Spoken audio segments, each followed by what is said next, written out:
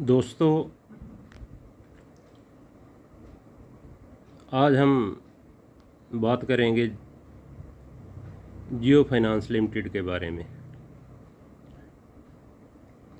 जियो finance limited और black rock जो AMC में 50-50% इनकी पार्टनरशिप है, 5 अगस्त से लेके 12 अगस्त तक 5 नए एफपीओ लॉन्च कर रहे हैं, जिसमें स्मॉल कैप फंड,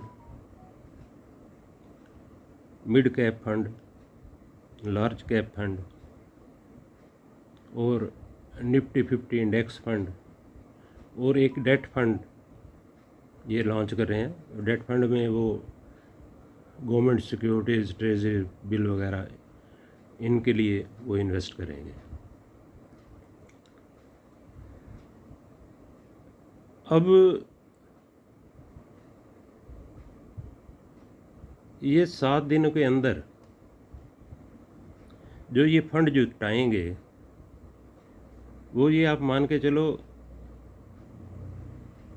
जो मुझे लगता है, क्योंकि जो पीछे इन्होंने 3 फंड लॉन्च किए थे उसमें इनको 17,800 करोड़ रुपए कलेक्ट हुए थे, और अब ये जो 5 फंड हैं और इन फंड्स पे सारी जो इन्वेस्टर कम्युनिटी है उनकी नज़रें हैं, वो ज़रूर इसमें इन्वेस्ट करेंगे। और मेरे हिसाब से वहाँ इनके 17,800 करोड़ इकट्ठे हुए थे और अब 25,000 करोड़ तो मिनिमम इनकी कलेक्शन इन 7 दिनों में होगी 50,000 करोड़ भी हो सकती है। जब इतनी इनकी कलेक्शन हो जाएगी तो ये टॉप 5 में, जो इंडिया में टॉप 5 एएमसी कंपनी है, उनके नज़दीक पहुंच जाएगा। 500 रुपये मिनिमम आप इसमें इन्वेस्ट कर सकते हो। इसके नियर अबाउट ये जो क्लोजिंग है, इसके हफ्ते के अंदर ये मतलब मार्केट के अंदर इनके एनएफओ लिस्ट हो जाएंगे। जो न्यूनतम चार्जेस, एक्सपेंस रेशो कहते हैं, जो एक्सपेंस चार्जेस कहते हैं, वो मिनिमम होंगे, जो दूसरों से कम होंगे, ये भी पक्की बात है। और मैंने पहले भी आपको यही बताया है कि ये जो इन्वेस्ट करेगा ये सीधा डायरेक्ट करेगा, कोई बीच में मीडिएटर नहीं, कोई बीच में ब्रोकर नहीं। अगर 100 रुपये आप इन्वेस्ट करोगे तो 100 रुपये ही आपके उस एनएफओ में लगेंगे। अब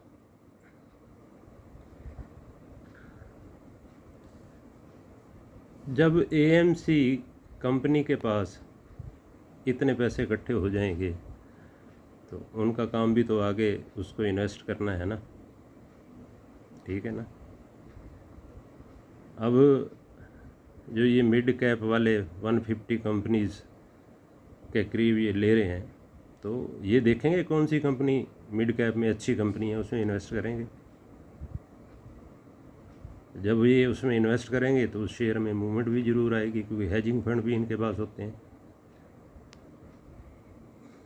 तो आने वाला टाइम इस शेयर के लिए बहुत अच्छा है। मैंने अपनी पिछली वीडियो में भी यही कहा था कि हर एक डिप के अंदर इसको बाई करते जाएं।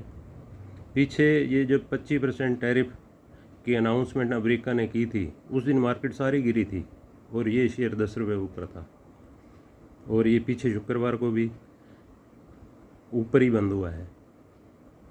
उसमें भी मेन कारण यही है कि इसमें प्रमोटर स्टेक बड़ी है, नियर अबाउट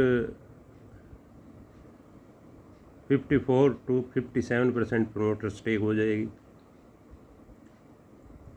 मैंने आपको पहले भी बताया था कि 6.6 के करीब LIC की इसमें होल्डिंग है जियो फाइनेंस में, और म्यूचुअल फंड की भी है, HNI की भी है, फॉरेन इन्वेस्टमेंट फंड की भी है, और इंडिविजुअल की भी है। इंडिविजुअल की अब ये लगाओ कि इसमें जो रेशो है वो कम रह गई है, अब ये इंस्टीट्यूशन के पास स्टॉक ज़्यादा है। तो इनकम तो अब इसको चारों तरफ से होनी है। ये तो अब AMC का काम, दूसरी इनकी लॉन्चिंग है, इसमें पैसे इकट्ठे हो जाएंगे। इसके बाद ये अलायंस के साथ इसने 50-50 की पार्टनरशिप की है। अब इंश्योरेंस सेक्टर में भी ये उतरेंगे। जियो पेमेंट बैंक इनका है ही, वो इनका खुद का है। और चौथा, ब्रोकिंग के लिए अभी इन्होंने अपने किस किस के साथ पार्टनरशिप करनी है वो भी पेंडिंग में है। तो जब ये इनकी ब्रोकिंग प्रोडक्ट मार्केट में आ जाएंगे तो ये तो मैं आपको पहले ही कहता हूँ कि ये दूसरों से सबसे सस्ते हों ब्रोकरेज चार्जेज इनके होंगे। जब चीज़ आदमी जब मार्केट में जाता है उसको चीज़ भी बढ़िया मिले और पैसे भी कम लगे तो कौन नहीं खरीदेगा। अल्टीमेटली इसी के गाँव बनने।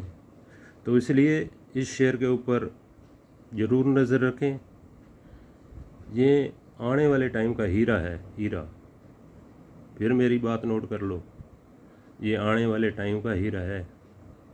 अब तो इस रेट में ये मिल रहा है, आगे इन रेटों में शायद ना मिले।